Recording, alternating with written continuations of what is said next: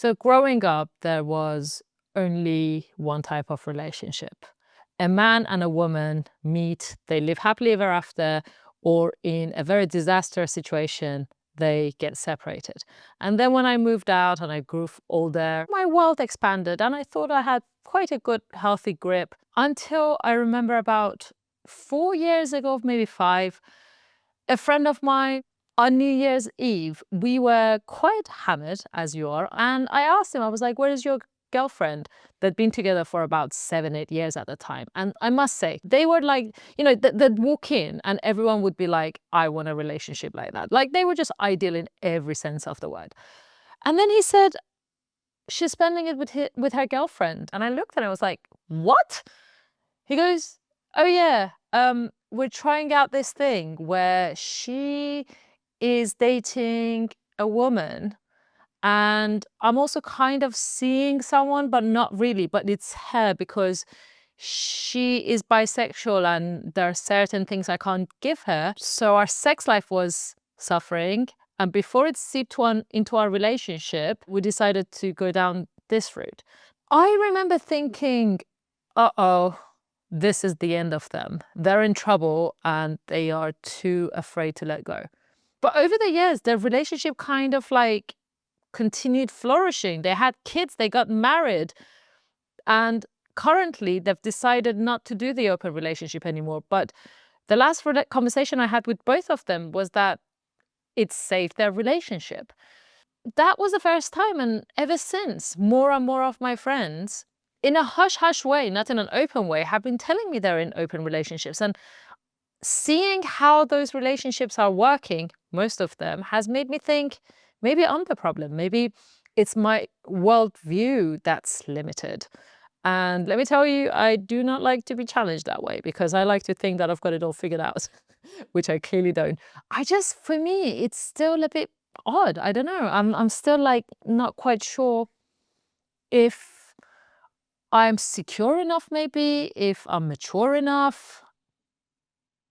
I'm not sure if I have the capacity. I don't feel like I have enough of me to give to more than one person. And also sharing someone I love so much with other people. I feel like my jealousy would really flare up. And yeah, it's mine. It's kind of like, it's my toy, don't play with it. And if there is any play left in that, I want it. So yeah, I don't feel like personally I have whatever it takes to be in an open relationship. But the main thing is I just don't feel the need to try it. But I am curious and I do have some questions, many in fact. So today I'm speaking to someone who I think could really help answer some of them. Ana Kirova, the CEO of the dating app Field, one of the most progressive dating apps in the world, which has hard launched the rise of ENM, or ethical non-monogamy. This is gonna sound a bit cheesy, but I do think we're capable of loving many things, many people sincerely with our whole heart. And I think that can keep growing. Ana herself was born in Bulgaria and grew up in a culture where sexuality was fixed. But through her own experiences around love and sexuality and what it all actually means, she discovered fluidity of identity, which opened up new questions for her and her partner.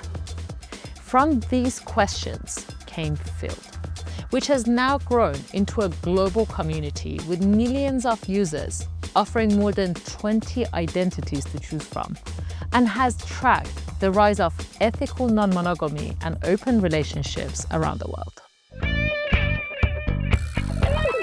I'm Sahar, a journalist on a quest to understand the world through the lens of how people do sex.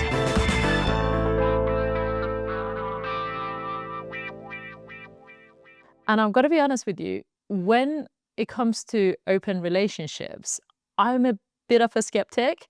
And like it seems like everywhere I look, any of my friends I speak to, they're all trying out open relationships, like several of them, whether they've been in long-term relationships for a long time, whether they haven't been with each other for that long, and they love it, and it's everyone's like hyping up about it. But I'm not sure. I'm not sure if it's I don't know. I've really got some serious reservations about it. No judgment to people who do it, but when it comes to me, and you're obviously a huge advocate for open relationships. What is your elevator pitch? Thank you for sharing your views on it. I think it's quite brave to start with that, just to begin there. Maybe one thing to a correction I would offer is that I'm an advocate for people exploring what their relationship could look like rather than open relationships themselves. What I'm trying to talk about in public, like a lot and with field, is that what we've been taught to perceive as the norm, which is monogamy, is something we've designed. And it's just one way of relating to a partner. And there are many other ways that we can build our relationships, and we can be more intentional and personal and specific based on the people that we want to be in a relationship with. So that's what I advocate for. It's to take ownership of how you connect to someone rather than just blindly follow a blueprint in order to try to feel normal, I guess. But and I can't believe I'm saying this. I'm somebody who likes to break taboos and likes to break the mold. And we've spoken to survivors of, for example, FGM or honor-based violence, who are all about, this blueprint has led us to where we are, has led to so much suffering. But at the same time, in this context, I want to admit that life is so complicated, right? And sometimes that little blueprint just makes it a little bit easier, especially when it comes to something as complex and messy and weird as love and relationships. Well, I think that's why we cling on to it, and that's why I also think there is in some ways a rise in another kind of relationship, which is just one other kind, which is an open relationship or polyamory. Because a very close friend of mine said to me once, and I keep repeating this, that we are not rational beings, we are rationalizing beings. So I think what we do is we try to find the simplest solution to something, because it's easier to contain in our heads. And when it comes to something as complex and nuanced as relationships, it can feel easy to stick to something that feels familiar. But just because it's familiar, it doesn't mean it's right. And it doesn't mean it's right for everyone. So we do know about a lot of the problems with monogamy. We do know about a lot of the outcomes of monogamy, of the pain and of the challenges. We also know a lot about the good stuff. And I think it can be tempting to lean on that. But just because it's happened to someone else doesn't necessarily mean it will happen to everybody. So what I always encourage people to do, and I'm not saying that it's easy, but I do think we do have it in us to be curious about what we want and to be more inquisitive about what we need. We're not really taught to think that way. We're taught in schools how to comply and how to fit in. And there are ways for us to learn ourselves as we grow. And this kind of personal growth journey it just makes life feel more vivid, and it makes relationships really feel alive. And it applies not just to romantic relationships. I think it applies to all ways that we can connect to others. I love that. I mean, how can I argue against that? I did not expect that to be the answer to give me an elevator pitch to why open relationships are so good. But I have to ask you, in the light of what you just said, what do you think, or what have you noticed some of the big issues with monogamous relationships you come across are? One of the challenges with monogamous relationships comes from the assumption that your a lot of your life depends on how one person is and what they do. And I really believe in codependency. I do believe that us humans are stronger together. But it's taken to a bit of an extreme in a lot of monogamous setups where we rely on one person for our understanding, emotional support, um, sexual well being and pleasure, um, physical comfort, financial support. It just becomes concentrated on a single person. Very often, we hear about people entering a relationship and starting to lose touch with friends because that one relationship starts to become everything. I think it what more open or alternative relationship paths offer is a questioning of is this really, should I really be looking for everything from one person? And I think there is a lot more room to play with and understand oneself and understand complex feelings like jealousy when a relationship isn't following a very strict kind of fairy tale monogamy. But then at the same time, sometimes trying something out can have devastating consequences. So like, I guess one of the things that like kind of terrifies me, let's call it what it is, it actually terrifies me about trying out open relationships, whatever the reason is. I fear, okay, I want to explore this, I want to open up this question and see what answers I get towards my own relationship. But then what if going into it completely ruins it? Like the thought of my partner with being someone else, like makes me so angry. Or what if I see them with someone else, like for example, a man, and I hate that I'm admitting this because it makes me seem so close-minded. But then what if I get the ick? What if I see an image that I can never get out of my head? What if he comes over and I kiss him and he tastes like someone else? You know, all of these things that aren't ideal, don't really logically make sense. But like sometimes I worry that with open relationships, trying them out could actually have consequences that perhaps I wasn't even Yeah. prepared for. I guess an open relationship isn't for everyone per se. The same way as monogamy isn't probably the best. It's not the best for everyone. So I think fears and concerns hold a lot of truth in them about ourselves. And sometimes if something feels too terrifying to entertain, then that's something you need to decide for yourself how much you want to trust. Um, I personally interrogate my fears and I use them as data and I like to play with them. But if fear is the only reason, doing something that you actually are curious about doing and you would like to try, if just the feeling of being afraid of it is the only thing holding you back, to me personally, it's not enough. There is a quote from Dune, the book, the film. I don't think it's used as much in the film, but it's used a lot in the book. And it's that fear is the mind killer. I really go back to that very often because just the feeling of fear on its own should not be enough for you to change your mind. If in it you find a reason why you're afraid, maybe you actually enjoy the relationship you're in right now, but it just needs something specific to be added to it. Maybe you're afraid that you're going to find out that you don't like the relationship you're in, but you like the security of it. Like all of those nuances start to appear when we interrogate a feeling. And I think if you do have all these fears, that's fantastic because they all hold like a poetic secret about you in them. And I think it's worth kind of unpicking each one. And this is what the journey of questioning a relationship can take one on. It might lead you right back to where you are, but with so much more conviction, joy, and love for the life that you have.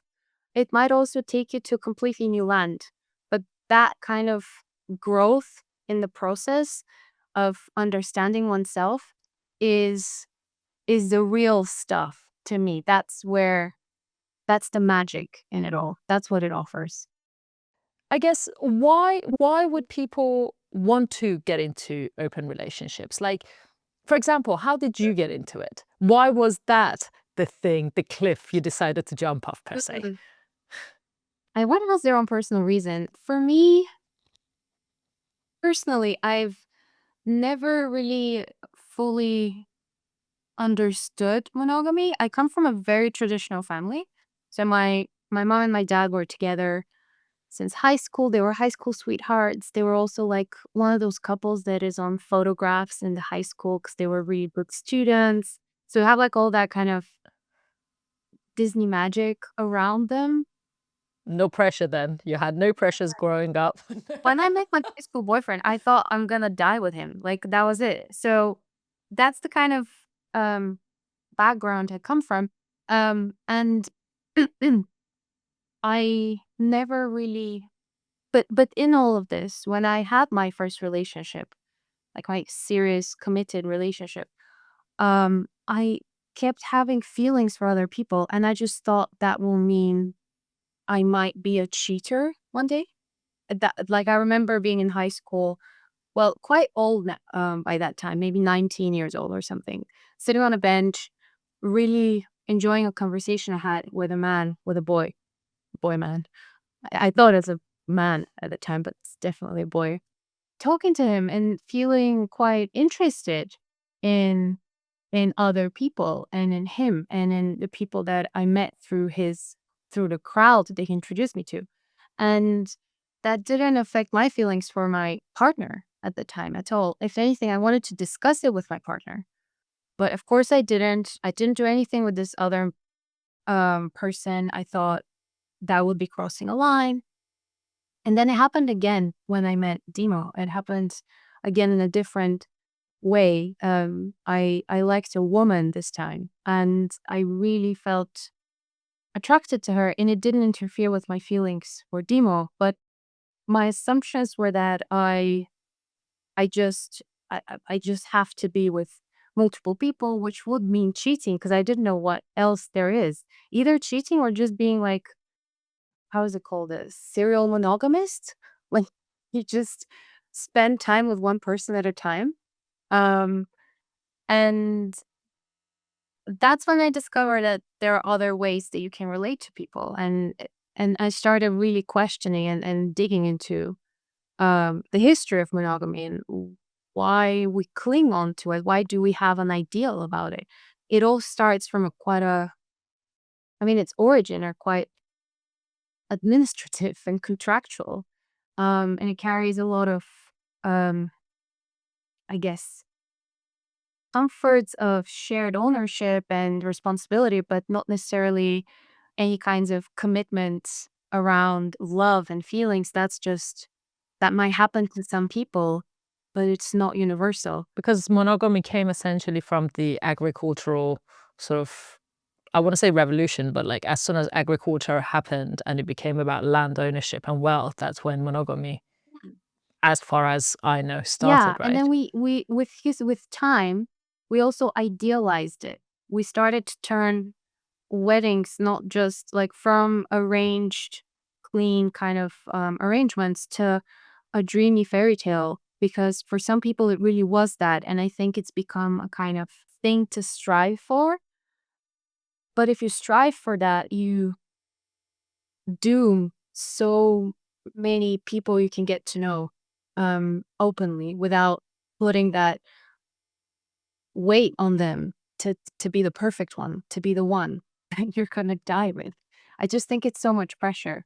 So that's what made me jump off the cliff. It didn't really feel like a jumping off a cliff. It felt more like going down, like carefully, until I was like, okay, so I'm just gonna swim now, um, and figure out how to navigate it. And it's not it. Many people I've spoken to who have been monogamous and opened their relationship or have ended monogamous relationships and have started open kind of setups with new partners. Everyone's journey is different and everyone's reason for a journey is different. And a lot of people do meet a person they would like to be monogamous with, even though they've been in other kinds of relationships. I think what I really try to inspire people to do and to think is, what do you want? What do you miss in your life? How can you hold the people you love by the hand and draw images and stories for yourself rather than take mine. Because mine is mine. And it's with this weird brain, not yours. So that's I think what we're capable of doing. So yours came about very organically by having attraction, sexual attraction towards somebody else that wasn't your partner. How did that conversation even go? Because that's something else that I'd be really terrified of bringing up, because going back to that traditional model of monogamy, which is, the pressures have mounted up not only through culture, but also through religion or ideals that are kind of fed to us through, for example, Disney and all of these things. How do you even go about having that conversation? Because essentially, even though it's not cheating, if it's consensual, you're essentially proposing that, can I consensually cheat on you, please? If you want to read it the way our culture currently is. So how did you even have that conversation with Dimo, your Mm. partner? I think the way you put it is really interesting when you say consensual cheating. I think because I perceived my feelings as really strong and something that I will eventually act on, I tried to do what felt responsible at the time to the person and to our friendship and connection, which was to um, honestly express that this is a part of me and I cannot really um, trust that I won't act on it one day. And so I entered a conversation with the full kind of, I mean, it sounds like I was very wise and I just meditated and I had like a whole scenario. I didn't. I had a tiny little note. I wrote a letter. I was shaken. I was scared that it would mean the end of our relationship. But it felt like that had to happen because it was the second time in my life when I want to be with the person I'm with, but I also want to be with someone else. And that just meant to me that it was enough information to trust that I might be more curious than I think, and that I cannot be faithful and happy. Like both won't work. So we either will be one of the two. Um, and and I told my partner, I said that I have feelings for women and that I'm curious about them and I might want to pursue them one day. And that changes what my sexuality looks like. It changes what our relationship looks like, and it might mean like I hold space for his reaction. Weren't you worried that he might leave you? Sorry to interrupt. Like, weren't you scared of losing I this was. person? I entered that conversation with a full acceptance that it's the end of our relationship. My hope was that it will salvage our friendship because I hadn't done anything. So I hadn't crossed a line personally. Um, at least I didn't think I had. But I know that's also relative to what people perceive as a line. But What do you mean by that? I think that for some people, cheating, for example, is having sexual contact with someone, like having actual sex. For other people, cheating could be checking someone out or watching porn. Was yours more like I emotional, didn't sort know of? ours was. We had been together for a few months, and we hadn't even discussed that. And we were friends before we got together, so we were on really friendly terms as a pair. And I think we were still kind of adapting to being in an actual romantic relationship, like spending time together, going on dates. Um, and we hadn't discussed boundaries or anything like that. Also, we were quite young. I didn't even think of boundaries. So that's what I meant by when I said that I had an attraction and feelings for a woman. To me, that didn't mean I had cheated, but I was aware that it could mean to him. Interesting. So speaking of thresholds, weird question again.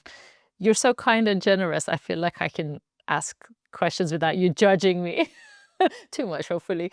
Um, do you think your partner, Dimo, do you think his reaction, I mean, you haven't even told me yet. I mean, I know because you're still together and you're in this open relationship. But like, do you think he would have been as accepting if your attraction wasn't another woman? Like, if my partner came to me and said, I want to go open, I'd be like, with other women, I'd be like, what is it that you want that I'm not giving you? Am I not good enough? Like, it would tap into all my insecurities, right? Like, what more do you want? Have you seen me? Like that Yeah. kind of thing. Yeah. I've never thought of that, but yes, I presume that made things easier, like more palatable, let's say. Yeah. It's especially at that time in our relationship because we were young and I think we both had more insecurities than we do now about certain aspects of ourselves. So I think if I had fallen for a man that Dimo might perceive as superior to him in some ways, I think that could have been much harder for him to accept. Mhm. But in his reaction, I do think that we discussed a part of ourselves that does hold space for being with other men, women, in general. What I remember talking to him about at that no, I don't know if it was at that day, but it was like sometime around that time, was that what made us interesting to each other was all the different people we had in our lives. Like they influenced us. That's what made us interesting. Like I had a certain kind of lifestyle and he did as well, and that's what made us attractive to each other. And then if that suddenly stops and the only kind of input we try to have is each other, then it starts to become a bit of a bounce back, like a ping pong between two people. So if I remember telling him, because he expressed his own curiosities for different people, and they were women. He didn't say a woman in particular, but he said like I feel a little afraid that you're gonna be the last woman I'm with, and I'm quite young. Like so that's what a healthy relationship should be like, right? That this is enough for me. And but I don't know if it's enough for me. What if I want to be with someone who's very different from you? And I did say, yeah, I can't give you what a person who's very different from me can. I can't give you what a certain kind of woman can give you, like who's either has a different worldview, a different way that she exists physically, a different way that she approaches you, or a different way that you respond to her. Um, I think there's a metaphor maybe that I could use from dancing. I used to dance in high school. And the way that my body responded to different partners was very different. I didn't know anything about these people, really. I didn't really know them outside of the whole. But when we did enter and we partnered, you feel smaller, softer with some bodies. You feel bigger and stronger with other bodies. And that applies to any kind of human interaction.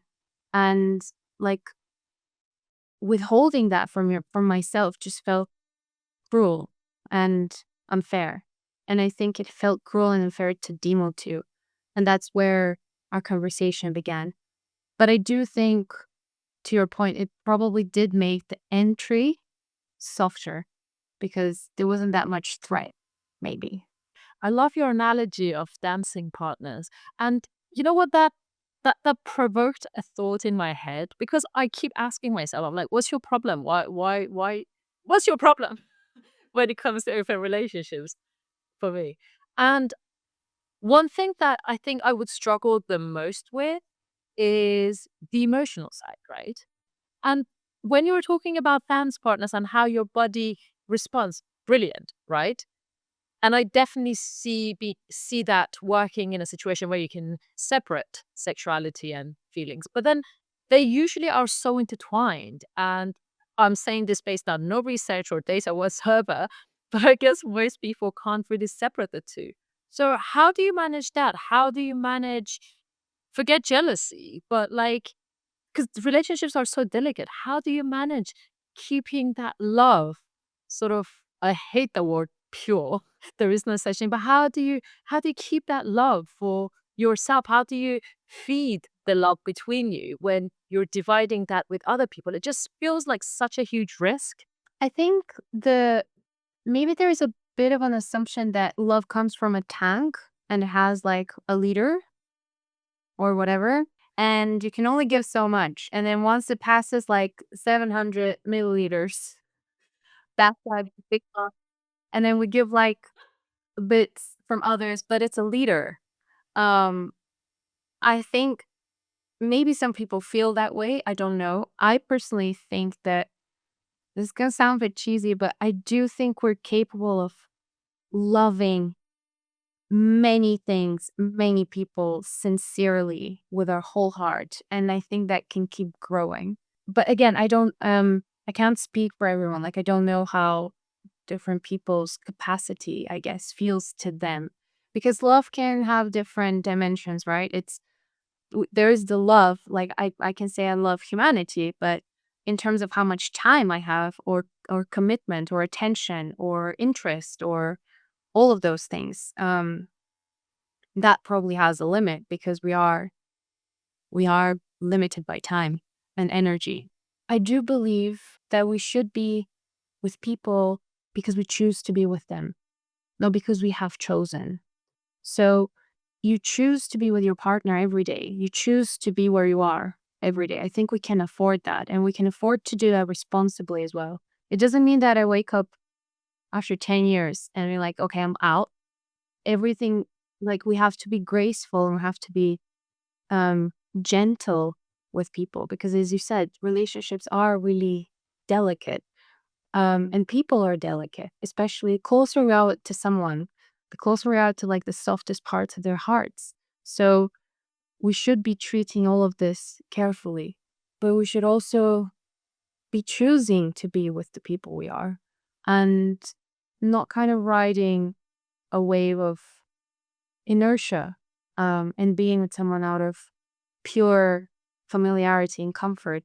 Because I think that's when some of the like more destabilizing surprises can come in our lives because we've not done what we wanted to do. We've done what we thought was right. And so that's my reaction. It's not a strict answer. No, I mean, who can argue with what you're saying? What you're talking about is honesty, flexibility, choice, freedom, curiosity. These are values that at least I strive to stand by every day. And if it's working for you and if it's working for your partner and it's consensual, then great. But then I guess I want to talk to you a little bit about practicalities. So, when you guys first started on this journey, as with any change, as with anything, you need time to adapt. I wonder, like, what were some of the challenges you initially had that you have to start adapting or working a way around? First of all, there was this energy in our relationship that we've discovered something new. So we just jumped into it. I went on dates, Dimo went on dates. We were like, oh, we're going to date all the time. That was a mistake because we were actually very happy in our relationship. It was just it was working for us. I just had a crush and I just discussed the crush. That was it. Like, but because we were so, I guess there was just suddenly a world of possibilities in front of us. You just want to eat all the candy, and it didn't really feel right, and it felt quite not damaging, but it did cause a lot of friction in our relationship because we were just doing it for the sake of it, both of us. I also think there was this feeling of needing to be open and to practice it. Now that we've said it, we have to do it. I have to have another partner. I have to have a boyfriend and girlfriend. I have to have sex with someone else. I don't know why, but that was like in my head. That was an idea I had, and it just applied pressure. So that was unnecessary. No, you don't have to do anything. I think like rushing into anything is just not really good. But especially when it comes to reacting to your sexuality or relationships.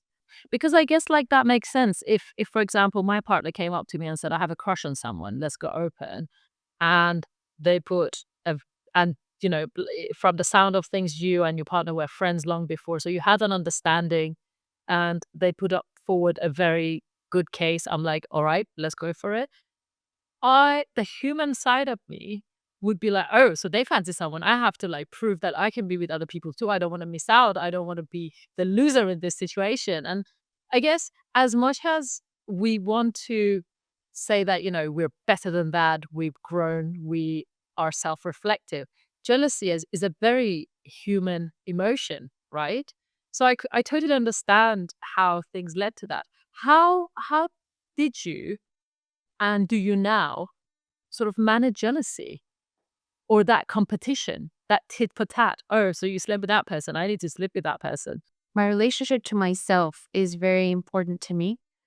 And I choose to spend a lot of my time with my partner.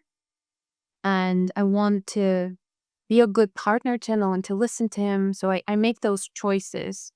And that means choosing to not do something else or to not be with someone else. I feel confident and comfortable in that. I also respect the history we share. It is precious and it does require care and attention. So I approach things that way. And I also pursue my feelings for other people. And I explore how that looks like with people I want to care about and I am interested in spending time with. Do you talk about that with your partner? Do you guys like tell each other about who you've been with, who you have feelings for and stuff? So between us, me and Dimo, he has certain boundaries around what he's comfortable hearing, and I have other boundaries around what I'm comfortable hearing. And so I respect his, he respects mine. And sometimes if I need to like push a boundary because I do believe there's something he has to know, I try to be sensitive and say, I think this is important for me that you know this, but it's going to cross a line for you. So when can we talk about it? And are you okay to talk about it? Or do you want to not talk about it? It's a kind of messy personal setup. And he does his own version of that with me. I think that's something we've crafted over time. When it comes to what I'm comfortable with hearing is say there is a relationship that's starting to happen that does make an impact on the person, on my partner, and I would appreciate knowing about that relationship What do you mean because impact?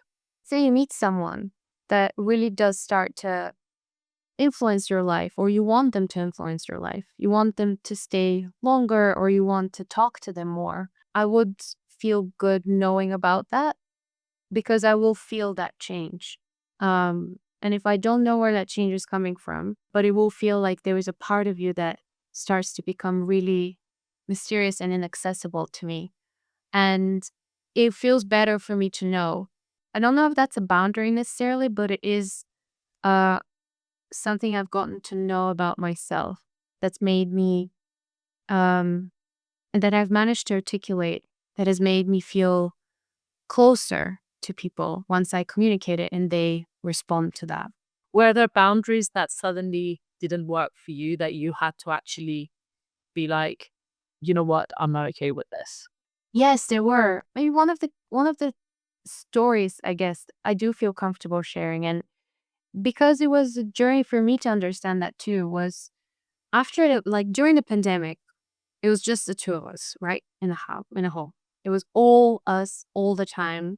And we had a really good rhythm. It felt really good. And we at some point, once lockdown started to like relax, um, I really wanted to go out with other people. But Dima wanted to continue parts of that one-on-one life. And neither of us had discussed it. He just felt quite unhappy when I wanted to just be out and with being with other people, not dating. I just wanted to go out on a Friday night. I wanted to see a friend. I wanted to travel by myself. It was suddenly available. And I remember a conversation where he expressed that makes him feel left out. And I expressed that that's how I want to live my life, and we should try to find a way to work it out. And we discussed where I had crossed the line. Maybe I was absent for too long, and we discussed it. And it turned out that a lot was due to just not talking about it.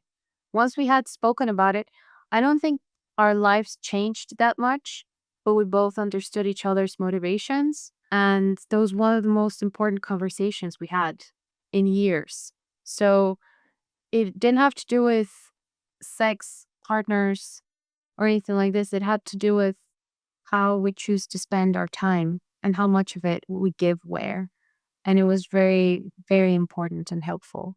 I just love how you and your partner seem to have really mastered the art of separating different aspects of your relationship, of having the loving relationship, of having, that's the sex part, the business part, and you're all doing it together at the same time. And it seems like you've really created this harmony that works for you. As you said, a choice within boundaries set by you that works for you. Something else I found really interesting when I was looking you and your app up is that Field has tracked the rise of ethical non-monogamy. I'm actually reading it. Field has tracked the rise of ethical non-monogamy and identities outside of the mainstream. I mean, you must have access to so much data because you've got millions of people using the app around the world. Can you tell me about some of the coolest things that you found out? I'm particularly curious about like sort of trends you've noticed in different countries, if there is any, anything you found that kind of surprised you and might surprise me. One of the most fascinating kind of trends or discoveries we have on our platform is that straight men actually make a lot of connections with men on Field. So they list as straight, but they do look for men. And it is something that's been happening since the early days of Field up until today. So we do have like really interesting behavioral patterns. But in terms of stats, like going back to E&M, um, about a quarter of active members across the world list poly or ethical non-monogamy as a desire on Field. So that's a lot of people.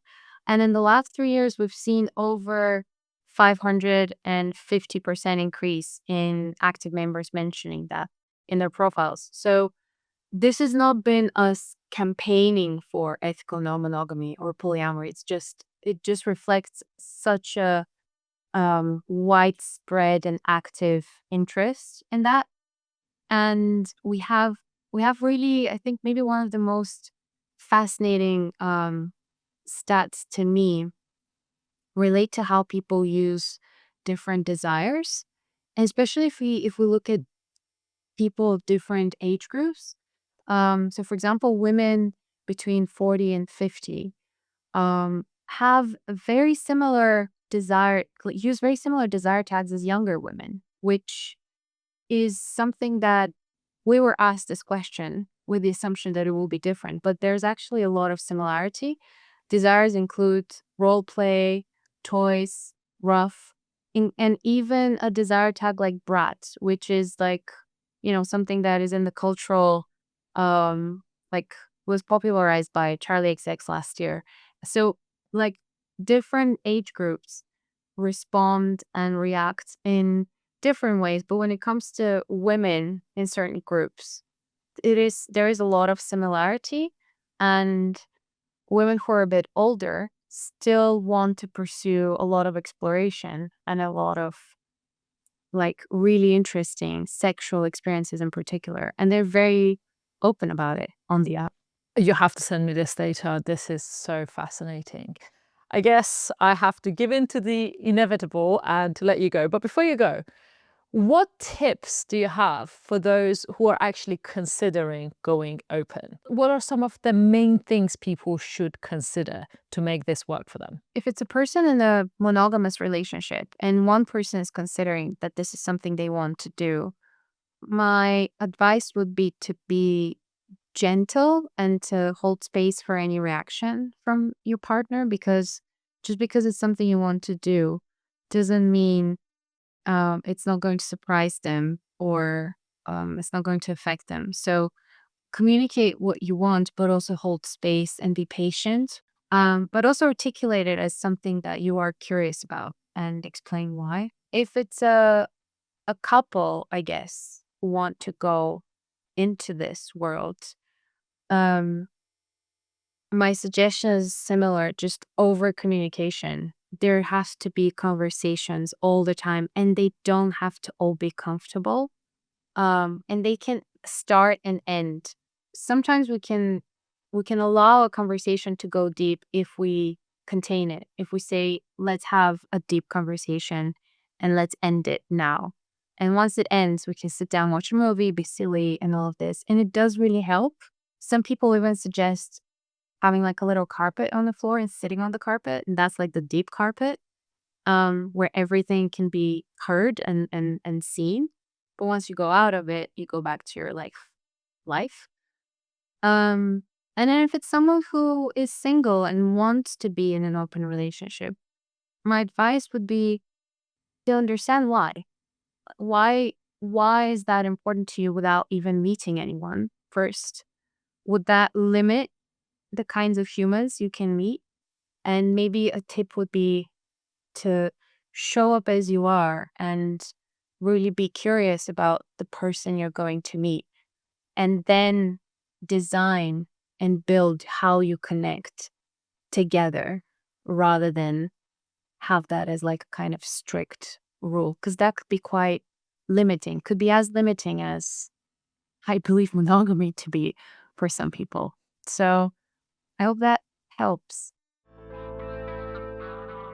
I didn't think I'd say this after a conversation about open relationships, but I found that conversation so nourishing.